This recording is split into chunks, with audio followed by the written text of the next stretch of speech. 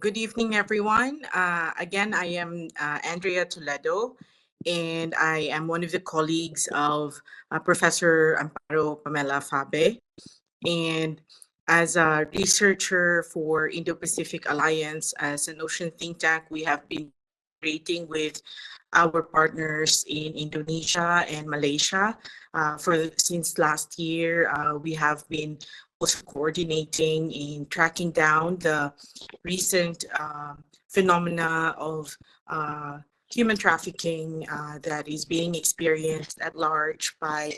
the sea people, specifically the Bajau Laut of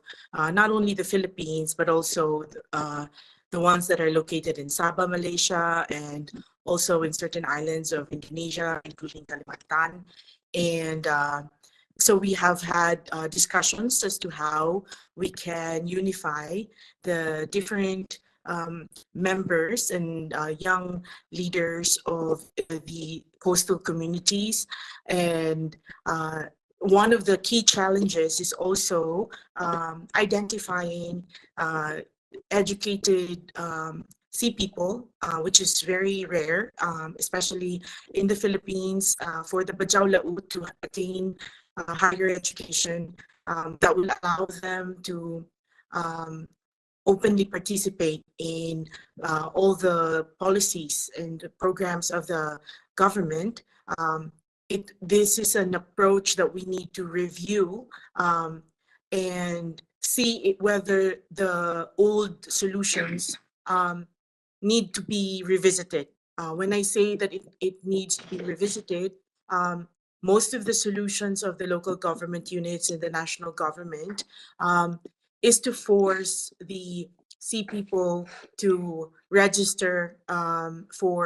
first for national IDs, whether that would be Philippines, Indonesia, and Malaysia. And so this is a clear imposition on the culture of the Bajau Laut who refuse to get registered under any nation state. So one of the things that we have been discussing as collaboration in Indo-Pacific is that we propose the citizenship project, which is an endeavor wherein C, like SEA and citizenship, is just an effort for us to be able to recognize that the Bajau Laut,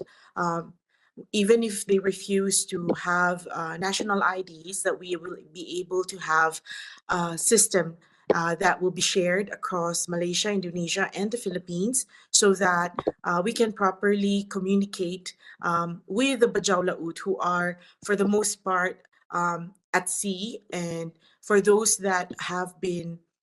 who have fallen victim to human trafficking in areas, specifically in Mindanao, Davao City, Cagayan de Oro City, where the Bajau Laut in the pandemic there have been thousands that have agreed to participate as beggars in human trafficking rings because their boats have been rammed by PLA, by the CCP,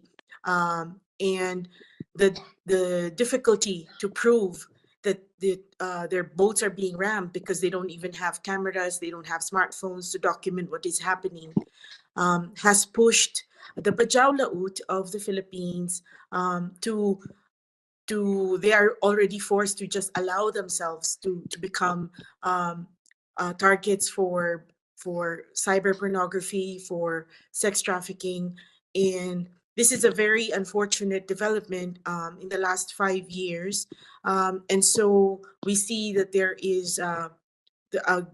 gap when it comes to how the government of the Philippines is addressing the needs of the sea people, even though between Malaysia and the Philippines is more open to providing programs and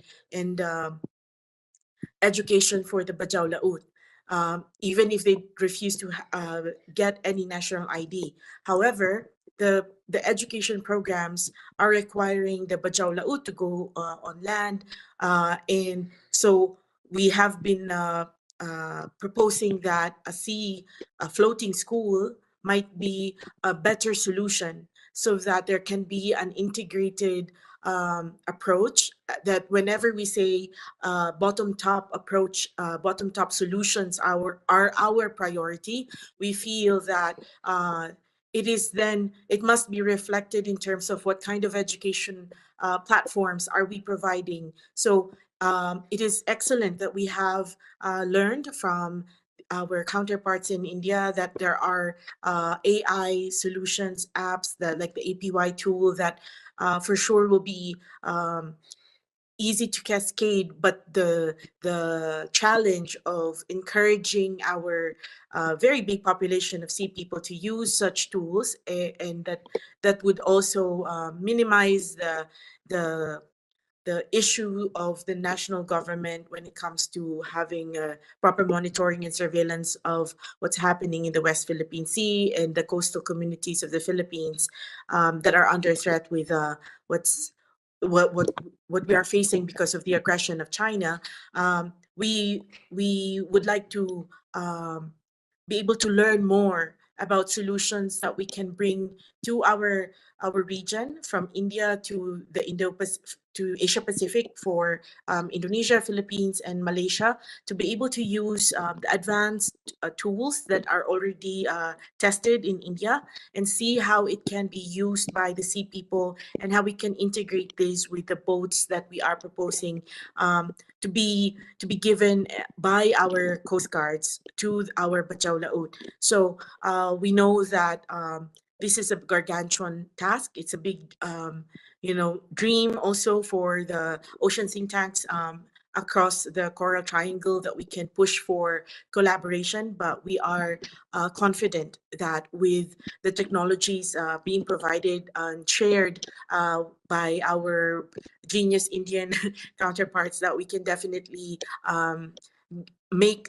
more progress in a shorter period of time within the next 5 years. So thank you very much, and we look forward to learning more from our other maritime experts in Asia. Thank you very much.